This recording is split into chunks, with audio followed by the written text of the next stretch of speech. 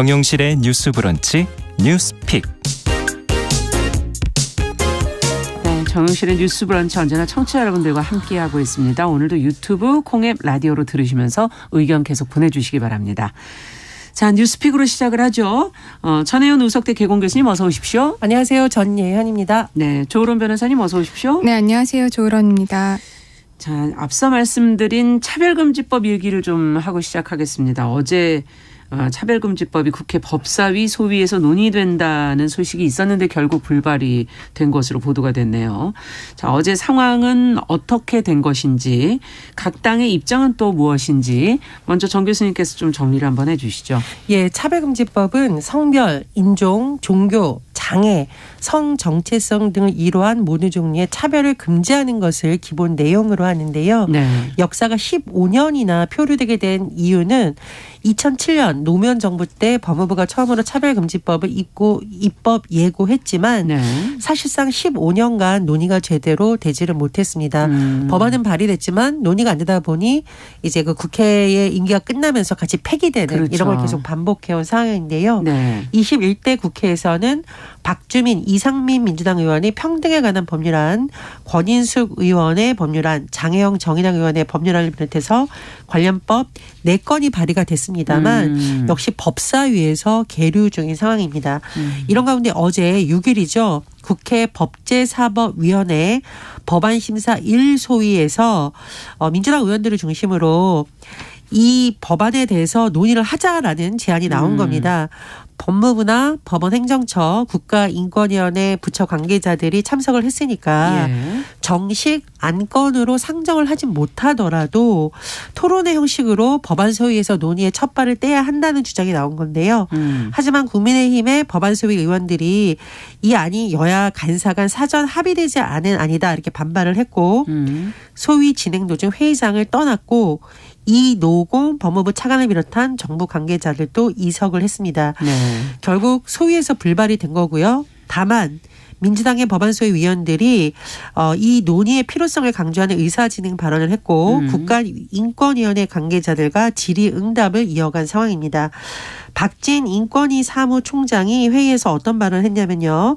인권위가 실시한 설문조사 결과에 따르면 2020년 4월 조사에서 응답자 10명 중 9명, 네. 올해 조사에서는 10명 중 7명이 평등법 제정에 찬성한다라고 했었고요. 네.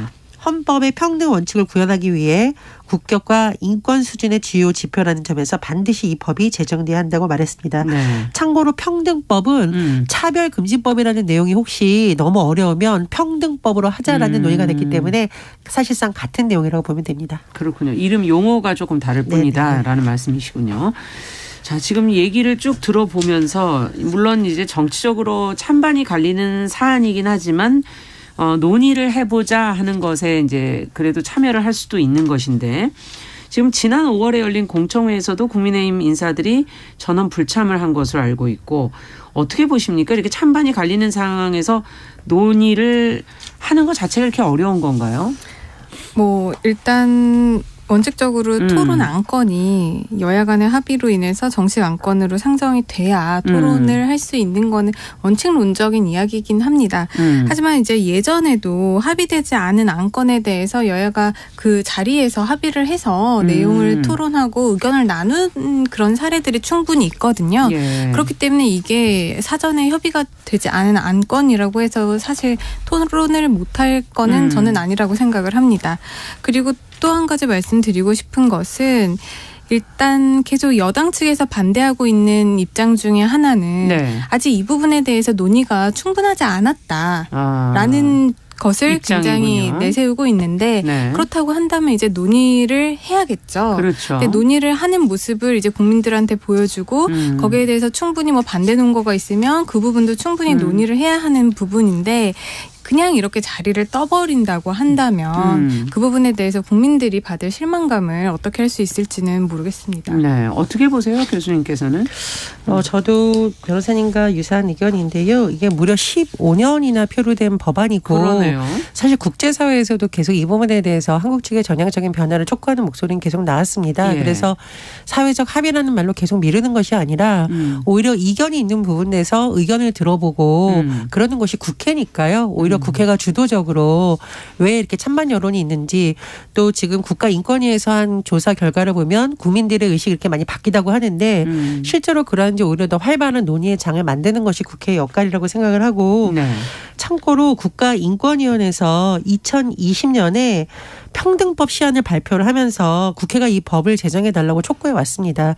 그런데 인권위원회는 보수 진보를 넘어서 계속 우리나라 국가인권에서 중요한 역할을 어쨌든 해왔거든요. 예. 그래서 이것이 뭐 어떤 이념의 차이라 일어나기보다는 우리가 이제 인권 선진국으로 가는 길에서 그렇죠. 반드시 논의가 필요한 시점이 됐고 어떻게 보면 너무 늦었다 이런 말씀 드리고 싶습니다. 네. 자, 근데 이제 어제 상황 속에서 이제 자리를 이석을 하는 그 법무부 차관에 대한 비판이 또 나오기도 하던데 이 부분은 어떻게 보십니까? 조금 좀 구체적이고 세부적인 사안이긴 하지만요. 먼저 일단 어제 여당 의원들이 이게 협의가 되지 않은 안건이기 때문에 회의할 수 없다라고 하면서 이제 그 회의장을 나가려고 하는 와중에 네. 거기에 있던 그 이노공 법무부 차관이 이제 의견을 말을 하려고 그렇죠. 거기에 회의에 참여를 하고 있었는데요. 네. 이 여당 의원들이 이 차관에 대해서 이것은 나가라. 여기 협의가 되지 않은 안건이니까 나가세요라고 소리를 쳤다라고 합니다. 그래서 결론적으로는 이제 회의가 이제 이런 논쟁 때문에 중단된 사이에 국민의힘 의원들이 그 회의장을 떠났고 다시 이제 회의가 열렸을 때 그 법무부 인사들 이노공 차관 등을 포함한 네. 법무부 인사들은 그 여당 의원들과 같이 이제 이미 국회를 떠났다고 하고요. 결국에는 이제 다시 열린 회의에 있어서는 법원 행정처와 국가인권위원회 관계자만 있었다라고 하는데 사실 여당은 이게 자신들의 의견 표출 때문에 이걸 반대한다라는 것을 강하게 표출하기 위해서 뭐 이석하는 사례들이 예전에도 종종 있었습니다. 네. 비단 이런 상임위뿐만이 아니라 본회의장에서도 여당이 그렇죠. 참석을 하지 않거나 네. 중간에 나가는 일도 빈번했었는데요. 일단 법무부 차관 같은 경우에는 행정부처의 장이잖아요. 예. 행정부처에서 어떤 의견 진술을 하려고 참여한 공식 회의 자리에서 이렇게 그냥 이탈을 하는 것 자체가 굉장히 부적절해 보인다. 그런 말씀을 드리겠습니다. 어떻게 보세요, 정 교수님께서는? 예, 저도 이게 특정 정당에서 나가라고 한 것도 그렇게 보기 좋은 모습은 아니고요. 또 나가라고 한다고 해서 정부, 대한민국 정부잖아요. 특정 정당 소속된 위원회가 아니잖아요. 더군다나 이게 법안심사 소위라는 것이 말씀해 드렸듯이 이 법안에 대해서 이렇게 논의를 할 수 있는 유일한 장이 어떻게 보면 국회인데 법무부 차관이 자리를 떴기 때문에 이건 반발을 사기에도 좀 이유 있는 이유였다 이렇게 생각을 하고요. 저는 어제 다만 이제 그나마 이렇게 논의가 조금이라도 된 것은 다행이다.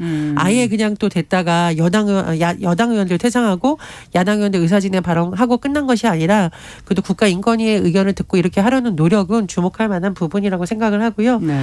또 하나 좀 참고를 말씀을 드리자면 사실은 이게 전 정부에서 반드시 통과해야 된다라는 목소리가 민주당에서 나왔는데 안 나왔었거든요. 그렇죠. 예. 그런데 이번에 이제 뭐 기동민 의원이라던가 다른 지금 민주당 의원들이 적극적으로 이 논의를 이어간다라는 것은 그래도 기존에 비해서는 조금가 달라진 모습이라고 봅니다. 예. 지금 그 마침 민주당 얘기를 해주셔서 가끔 보면 다수당이 법안 단독 처리를 할 때도 있지 않습니까? 근데 차별금지법은 그게 안 되는 것인지 아니면 민주당 내에 그 전에 여론과 지금 뭐 정치적 셈법이 복잡한 것인지 이 부분은 어떻게 보십니까? 사실 어떤 법안이 통과하기 위해서는 그 정족수를 충족을 하면 법안이 상정이 되고 통과가 되기 때문에 네. 사실상 지금 야당이 그 정족수를 이미 충족하고 있는 상황이죠. 그렇게 본다면 뭐 민주당 혼자서라도 단독 이 처리. 단독으로 법안을 처리할 수 있는 것은 이제 형식적 그리고 법적으로는 맞습니다. 그런데 지금 민주당 내부에서도 이 차별금지법, 그러니까 평등법에 대한 의견이 지금 일치되고 있는 것 같지는 않아요. 그러니까 여러 가지로 지금 많은 부분에 있어서 의견 대립이 있는 것이고 또 네. 이것이 하나의 정치적인 이념에서 대립한다라기보다는 또 사회적인 이념 그리고 종교적인 이념 개인의 신념적인 이념 이런 것 때문에 다 지금 대립을 하고 있어서 야당 측에서도 한 목소리를 낼 수 없다라는 게 가장 큰 문제인 것 같고요. 이제 뭐 또 하나의 문제는 이게 어떤 지금 빨리 우리가 문제를 해결해야 할 어떤 사건 사고와 관련한 문제가 아니라 어떻게 보면은 사회적인 논의가 충분히 이루어지고 사회적으로 반대하는 사람들이 있다면 그분들을 시켜야 할 어떤 정당성이라든지 그런 것들이 있기 때문에 그 부분에 대해서도 야당이라고 해서 단독으로 움직이기는 힘들 것 같고 그런 것 때문에 아직도 이 법안이 추진되지 못하고 있는 것이 아닐까 그렇게 생각을 합니다. 네, 정 교수님께서는 이 부분은 어떻게 보세요? 예, 윤호중 비대위원장 시절에도 이 부분에 대한 논의를 적극적으로 다시 하자라는 발언이 여러 번 나왔었고요. 회의록이라든가 언론 기사를 보면 윤호중 위원장도 그런 말을 한 적이 있습니다. 그런데 아마 뭐 선거라든가 이런 걸 거치면서 국회에서의 논의나 이런 것이 좀 늦은 점이 있고요.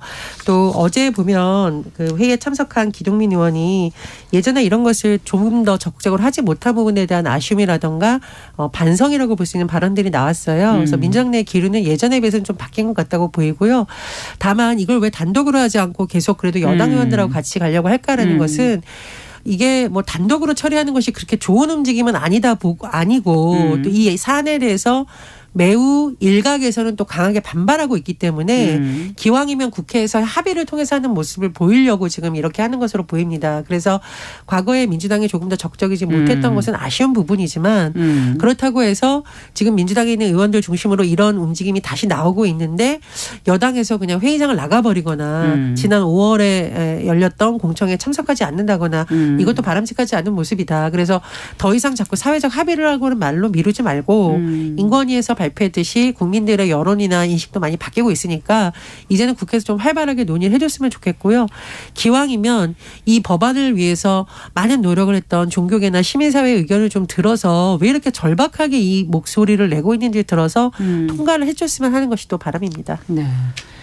자, 지난 그 20대 국회에서도 이렇게 폐기가 됐었던 기억이 있기 때문에 지금 현실적인 여건을 고려해 보면 전망은 과연 어떻게 하시는지 가능성이 어느 정도 있다고 보시는 건지 혹시 또 이번 국회에서도 어렵다고 보시는 건지 어떻게 보세요? 일단 지금 여당 자체가 차별금지법에 대해서 그렇게 우호적인 입장은 아닙니다. 그런 상황에 있어서 이렇게 계속 적극적으로 약간 강성하게 반대를 하고 있다라고 한다면 사실상 이번 국회에서도 이 법안이 통과되거나 뭐 논의가 심층적으로 이루어지기는 좀 어려울 것 같고요. 다만 교수님께서 지적을 하신 만큼 지금 이게 벌써 법을 제정하자, 법 좀 만들어 보자라고 국가위원회에서 이제 권고를 했다거나 아니면 세계 인권 관련 기구에서도 우리나라에 그렇게 권고를 하고 또 논의를 해보자라고 하는 사회적인 목소리가 나온 지 벌써 15년입니다. 15년이라고 한다면 이견이 첨예하게 대립하고 있다라고 하더라도 그 각각의 의견을 듣고 정치권에서는 또 의견을 조율할 수 있는 방법이 무엇인지를 찾으려고 노력을 해야지 이렇게 회피만 한다라고 한다면 이렇게 무시를 하고 회피를 하는 과정 속에서 또 다른 차별 그리고 또 다른 혐오가 발생을 할 수 있기 때문에 이번 국회에서 만약에 되지 않는다고 하더라도 국회에서 앞으로 이 부분에 대해서 좀 중점적으로 논의를 해 주셨으면 하는 바람입니다. 지금 문제를 좀 어떻게 보면 회피하고 있다. 이 문제를 마주해서 좀 들여다보고 의견을 조율하는 것이 정치권의 역할 아니겠는가 이런 지적을 해 주셨는데요. 점 교수님께서는 또 어떻게 보십니까? 이것이 단순히 민주당의 주장이다, 정의당의 주장이다라고 보기만은 사실 어렵습니다. 이것은 어떤 이념적인 문제라기보다는 인권의 문제라는 걸 다시 한번 좀 강조를 드리고 싶고요. 유엔 인권이사회 그리고 위원회에서 우리나라의 이 법 제정하라고 16차례나 권고를 했습니다. 그러니까 국제사회에서 이건 굉장히 중요하게 여기고 있는 이슈이고요. 유엔 난민기구에서도 우리 국회에 평등법 제정과 관련한 의견서를 전달한 바가 있습니다. 또 하나 말씀드리는 거는 학계의 의견을 제가 좀 살펴봤는데 법과 인권 관련 교수 연구자 248명이 2020년 7월 30일 국회 소통관에서 기자회견을 열었는데 한 목소리로 차별금지법 제정해야 된다. 그러니까 이분들은 학자적인 입장에서 계속 그렇죠. 말씀을 한 거예요. 헌법에도 평등이 규정이 되어 있지만 실제로는 사회에서 차별이 만연하고 있고 혐오가 더 강해지고 있기 때문에 이걸 국회 차원에서 법 제정을 해야 된다라는 거거든요. 그래서 이런 법 전문가들도 이 필요성의 목소리를 높이고 있다라는 것도 말씀을 드립니다. 네. 어떤 변화가 필요할까요? 그렇다면 두 분께서도 한 말씀씩은 더 얹어주시죠. 일단 저는 이게 법의 문제잖아요. 네. 법의 문제라고 보고 또 차별 관련한 법이 지금 우리나라에 사실 없는 것은 아닙니다. 남녀고용평등법이라든지 장애인차별금지법이라든지 여러 가지 개별적인 법들이 있어요. 네. 그런데 이런 개별법들로도 지금 문제가 해결되지 않는 차별의 문제가 우리 사회에 있는 것이기 때문에 우리 사회에 있는 것을 우리가 보지 않으려고 하지 말고 이번 기회에 그런 관련 다른 개별법에서 산발적으로 규정을 하고 있는 것을 조금 더 포괄적으로 사회적 합의를 통해서 조금 세세하게 꼼꼼하게 다시 좀 제정을 했으면 하는 것이 하면 좋겠습니다. 네. 어떻게 보세요, 장 교수님께서? 예, 제가 자꾸 국회에서만 논의되는 것이 아니라고 말씀이 드리는 이유는 그만큼 사회적으로 공감대가 넓어졌다는 말씀을 드리고 싶은 거고요. 제가 이제 법학자들이 의견 냈었다는 거 말씀을 드리고 조계종의 스님들이 오체투지를 하면서 평등법 제정을 국회가 제발 나서달라고 한 것이 있습니다. 종교계 분들까지 이렇게 나서고 있고 또 인권활동가들이 단식을 하면서 이 법안의 통과를 촉구한 바가 있는데 이건 정말 정치적으로 정쟁과는 전혀 거리가 먼 법안입니다. 그렇기 때문에 여당에서도 조금 더 왜 이렇게 이런 목소리가 나오는지 귀를 기울여 주셨으면 좋겠고 국제사회에서도 한국이 진정한 인권 선진국으로 가기 위해서 반드시 필요하다라고 하니까 또 현 정부에서 인권을 계속 또 강조하는 측면이 있거든요. 그것의 진정성을 높이기 위해서라도 국회 차원의 논의 그리고 통과 꼭 필요하다고 봅니다. 네, 15년이라는 세월이 무슨 의미일지 한번 그 안에 나왔던 목소리들을 회피하지 말고 좀 들어보는 노력은 필요할 것 같네요. 자, 두 번째 뉴스로 좀 가보겠습니다. 시범 사업으로 운영이 되고 있는 공공심야 약국. 지금 올해를 끝으로 이 시범 사업이 사라질지도 모른다 이런 얘기가 지금 나오고 있어서요. 어떤 사업이었는지 지금 또 왜 사라지게 된 것인지 이유를 좀 알고 싶네요. 자, 조 변호사님께서 먼저 좀 정리를 해 주시죠. 네. 저녁에 약을 사야 하면 어디로 가야 될지. 지금은 편의점으로들 많이 가시죠? 네. 맞습니다. 근데 편의점에 있는 약들은 굉장히 한정적이고요. 맞아요. 그렇기 때문에 내가 필요한 약을 사기 위해서는 그 다음 날까지 기다리는 경우가 저는 있었거든요. 그렇죠. 공공심야 약국은 이 심야 시간과 같이 취약한 밤 10시에서 새벽 1시까지 운영하는 약국으로요. 네. 의약품의 구매 접근성을 높이기 위해서 운영되고 있는 약국입니다. 이 공공심야 약국 같은 경우에는 지자체별로 이제 조례를 만들어서 이제 한시적으로 지원을 하면서 운영이 되고 있었고 작년에 처음으로 정부 예산 16억 원을 확보해서 올해 7월부터 71곳을 이 정부 예산으로 지원하는 공공심야 약국으로 지정을 해서 시범 사업을 운영을 하고 있습니다. 그런데 7월에 시작을 했는데 이 예산이 올해 예산이기 때문에 이제 내년에 또 예산이 확보가 되지 않으면 그냥 올해 12월까지만 하고 정부 지원 공공심야 약국은 이제 문을 닫게 되는 거죠. 네. 그런데 현재 그 예산 확보에 어려움을 겪으면서 이것이 정부 지원 공공심야 약국이 내년에도 할 수 있을지 이게 불투명하다라고 보는데요. 내년 예산은 원래 한 8월 정도부터 준비가 되는 거 아닌가요? 그런데 아직 이게 예산이 확정이 안 돼서 안 된 그렇군요. 것이죠. 네. 근데 이게 지금 예산이 확정이 안 됐다라는 것보다도 더 중요한 것은 이게 법적 근거가 없이 어떻게 보면 한번 시범 운영을 하겠다라고 하다 보니까 이제 시범 사업이 종료가 되더라도 이거를 강제할 수 있는 방법이 없다라는 겁니다. 결국 이번에 국회 예산결산특별위원회에서 예산을 확보를 하더라도 법적 근거가 없으니까 결국 매년 이 지원을 할 것인지 말 것인지 이 사업을 계속할 것인지 말 것인지 되풀이되는 논쟁을 겪어야 한다라는 의미죠. 네. 이제 그렇기 때문에 이제 이 심야 약국을 할 것인지 말 것인지 정부 부처에 따라 보는 시각이 조금 제각각인데요. 네. 예산 당국 같은 경우에는 아무래도 예산을 좀 효율적으로 써야 하다 보니까 그렇죠. 편의점에서도 이미 상비약을 판매한다. 그리고 이제 정 아픈 사람들은 응급실을 가서도 약을 어떻게 탈 수 있다라는 그런 이유들로 이제 추가 지원은 필요 없다라는 입장을 밝히고 있고요. 네. 하지만 이제 보건당국 입장은 좀 입장이 다릅니다. 휴일 그리고 심야 응급실 환자 가운데 경증 환자가 75%에 달하기 때문에 이분들은 이제 약국에 가서 약을 사면 해결이 되는 문제인데 이제 응급실까지 오신다는 거죠. 불필요하게 그렇기 비용을 때문에 쓴다. 네, 그렇기 때문에 보험 재정을 위해서라도 이 사업을 계속 연장을 해야 된다라고 지금 맞서고 있습니다.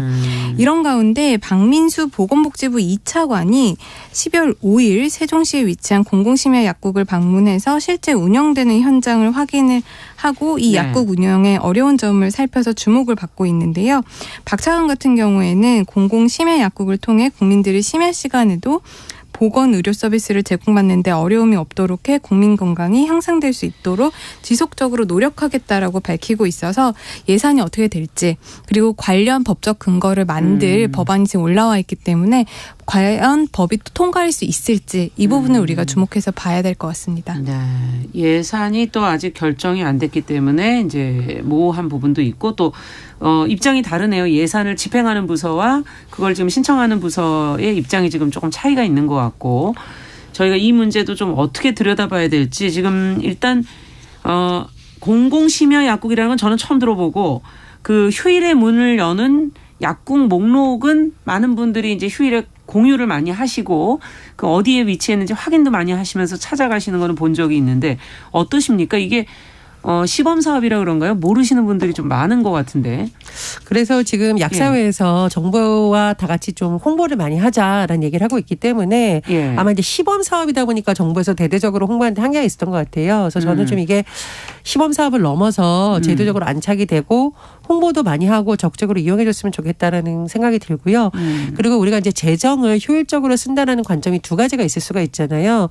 예를 들면 심야약국 인원수가 그렇게 많지 않은데 꼭 예산 들여야 되라는 의견이 있을 수가 있지만 역설적으로 보건당국 설명을 들어보면은 보험 재정에 오히려 약국이 없을 경우에 부담이 될 수 있다라는 겁니다. 그러니까 말해 주셨듯이 휴일이나 심야 응급실 환자를 봤더니 75%가 굳이 심야 응급실에 안 와도 되는데 경증 환자다. 그렇죠. 누구한테 물어볼 사람도 없고 당장 어떤 몸에 나타나는 없고. 증상도 있고 약은 없고 하니까 응급실로 오는 거니까 오히려 심야 약국에서 일부분 약사들이 가벼운 경증에 대해서 설명을 해줄 수가 있잖아요. 그래서 그런 부분을 강조하고 있는데 저는 이제 건강과 관련된 문제는 그렇게 종합적으로 봐야 되는 거지 단순히 뭐 재정을 알뜰하게 쓰자는 측면만으로 보기에는 좀 특수한 분야라고 생각을 합니다. 그래서 약사회의 설명이라던가 보건당국의 설명을 조금 더 들어볼 필요가 있다고 봅니다.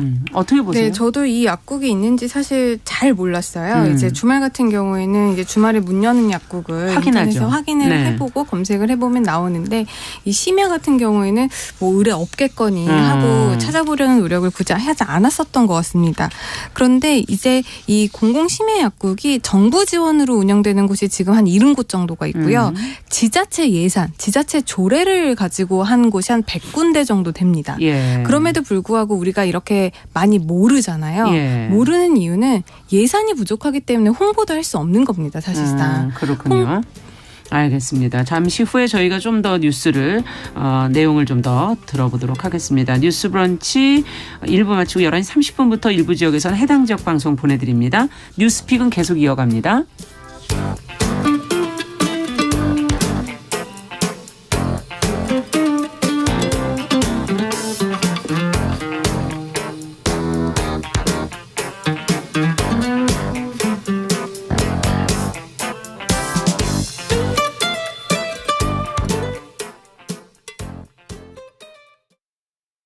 지금 시각은 11시 30분입니다. KBS 여러분은 지금 KBS 1라디오 정용실의 뉴스 브런치와 함께하고 계십니다. 자, 저희가 앞서 지금 너무 예산이 지자체와 지금 정부에서 되는데 많지 않기 때문에 홍보가 제대로 이루어지지 않고 있어서 모르는 분들이 많다까지 조 변호사님께서 얘기를 하셨어요. 조금 더 네, 이제 많이 모르시는 이유가 이제 이 예산이 대부분 홍보비 아니면 그 심야 시간에 약국에 약사님들이 있어야 되잖아요. 근데 그 심야 시간에 약사님들이 있으려면 이제 인건비 지원이 되는 게 이 예산의 대부분인데 그 예산이 너무 적다 보니까 시간당 약사님께 지급되는 비용이 적어서 여러 가지로 뭐 홍보라든지 아니면 인력을 공급받는 데 있어서 많은 문제가 생기는 겁니다.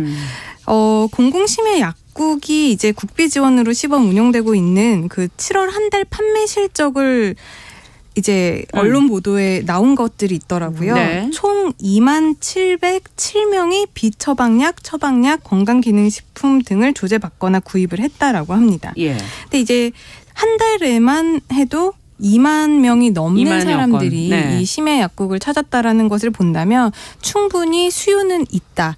하지만 지금 공급이 충분할 수 없는 상황이기 때문에 국민들이 이제 많은 불편을 겪고 있다가 이런 것들을 한번 방문을 하면 굉장히 만족도 높다라고 하는데요. 예. 또 만족도 조사도 있는데 예. 이용자의 만족도가 그 여러 가지 조사 결과에 따르면 만족도가 90%나 가까이 된다라고 합니다. 사실 제가 생각했을 때 그러니까 제가 생각하기에도 내가 너무 급해서 병원 지금 찾아가긴 그렇고 약국 가서 전문가에게 약에 대해서 물어보고 네. 적절한 약을 처방을 받으면 다음에도 내가 또 밤에 아팠을 때 안심이 되고 또 그 약국을 찾아갈 것 같거든요. 예. 그렇기 때문에 이렇게 만족도도 높고 실제로 운영되고 있는 사업의 그 운영되고 있는 것을 이제 겪고 있는 예, 이용자들도 많은 부분이라면 사실상 이거는 필요하다라고 보고요. 아까 교수님께서도 말씀을 해주셨지만 이걸 지금 계속 예산 문제라고만 보는 것이 아니라 어떻게 보면은 국민들의 그렇죠. 건강과 생명을 지켜줄 수 있는 하나의 사회 안전망이 될 수가 있고 또한 보건의료의 사각지대를 해소할 수 있는 한 방법이 될 수 특히 있을 거기 지역의 때문에 경우는 이제 병원이 많지 않다 보니까 주변에 맞습니다. 예. 그렇기 때문에 지금 이 예산에 있어서도 좀 도심이랑 비도심을 좀 나눠서 구분해서 비도심에 조금 더 지원을 많이 하자 이런 의견도 지금 나오고 있어서 여러 가지 의견을 좀 종합해서 우리가 들어볼 필요가 있겠다라는 생각이 듭니다. 네, 지금 도심 비도심 얘기를 해주시니까 요거는 따로 좀 조사가 돼서 그 결과를 가지고 얘기를 해보면 좋겠고 정부 부처에서 이걸 싸울 일이 아니라 조사를 해서 정말 수요는 어떻게 되는지 만족도는 어떻게 되는지 그리고 그 지역별 차별점이 어떤 것이 있는지를 좀 연구하는 것이 먼저 선행돼야 되지 않을까 하는 생각도 좀 들기도 하는데요. 지금 변호사님께서 일정 부분 통계를 말씀해 주셨긴 한데 예. 그래도 뭐 정부 차원에서 저 수요 그 국민 그렇죠. 여론이라든가 이런 걸 좀 많이 들어볼 필요가 있다라고 생각을 하고요.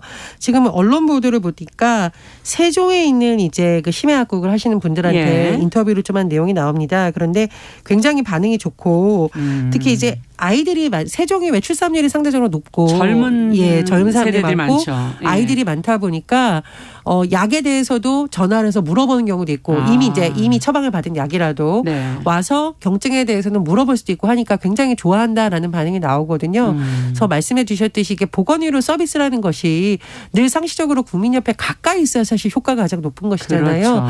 그런 차원에서 현장에 있는 약사들의 의견을 들어보는 것도 굉장히 좋은 방법이라는 생각이 듭니다. 네. 보험 재정의 문제가 늘 많이 논의가 됐는데 그 부분하고 연계해서도 이 문제를 한번 생각해 볼 필요가 있지 않을까. 심야에 응급실을 방문하는 건 불편함도 있지만 그것도 비용의 문제도 사실 있지 않나 하는 생각도 좀 들거든요. 그 부분은 두 분께서는 어떻게 보십니까? 그렇죠. 아무래도 이제 심야의 응급실 대신 그냥 약국에서 약 처방으로 해결할 수 있는 문제임에도 불구하고 응급실에 가면은 응급실에 특히 봐줘야 할 환자들이 뒤로 밀리는 현상이 있을 수도 있고 또한 거기에 따르는 보험 재정이 응급실 관련 비용은 조금 더 수가가 높잖아요. 네. 그렇기 때문에 보험 재정에도 그렇게 좋은 문제는 아닙니다. 그런데 그거보다 조금 더 적은 예산을 들여서 공공심야 약국을 운영을 한다라고 한다면 경증 환자들이 이 약국을 통해서 어떤 건강 회복을 할 수가 있겠죠. 그렇기 때문에 전반적으로 봤을 때 사회의 보건 안전망이라든지 아니면 보험 재정의 문제라든지 이 양측의 측면에서 여러 가지로 좀 이점을 바라볼 수 있는 제도가 아닐까 생각을 하고요. 사실상 이게 2013년도에 제주도에서 처음 시범했었던 지역에서. 사업이에요. 네. 그리고 지금까지 이제 지자체가 주도가 아니라 정부 지원으로도 지금 하겠다라고 하고 있는 것을 우리가 본다면 어느 정도 이 약국을 운영을 함으로써 실익은 있었다라고 보는 것이 좋을 것 같고요. 어떻게 중앙정부와 지자체가 협력해서 시민들, 국민들의 안전을 조금 더 하게 생각할 수 있을지 그 부분에 대한 논의가 필요하다고 생각을 합니다. 네, 정 교수님께서도. 예, 물론 지자체의 노력이 되게 중요한데요. 정부 차원의 어떤 지원을 계속 강조하는 이유가 지자체가 빈익빈 부익부 현상이 또 있고요. 그렇죠. 예, 그렇기 때문에 똑같은 금액이라도 굉장히 퍼센트를 놓고 봤을 때 부담이 되는 지자체가 있을 수 있습니다. 그래서 정부 차원에서 더 많은 관심이 필요하다라고 보고요. 그리고 항상 우리가 의료와 관련된 부분에 있어서는 의료 현장에 있는 사람들에게 지나치게 희생 정신을 요구하는 경우가 많은데 그렇다 보니까 일부 지역은 하겠다는 약국이 없어지는 현상도 나타나고 있다라고 하거든요. 병원도 없고 약국도 없으면 어떡합니까? 그렇죠. 그렇다 예. 보니까 정부 차원에서 그런 점에 대해서 신경을 더 써야 된다고 봅니다. 네, 최소한 진짜 도심이 아닌 비도심 지역 부분에서라도 이 문제를 좀 해결해 줬으면 좋겠다는 생각도 드네요. 지금 김수진님께서 심야 약국 경험하신 분들의 말씀이 가장 정확한 게 아닐까 이런 의견도 주셨습니다. 자, 뉴스픽 조론 변호사 전혜영 교수 두 분과 함께했습니다. 말씀 잘 들었습니다. 감사합니다. 감사합니다. 남성의 입장에서 여성의 입장을 이해하는, 그래서 사실 이 역지사지의 태도가 한국 사회로 지금 필요한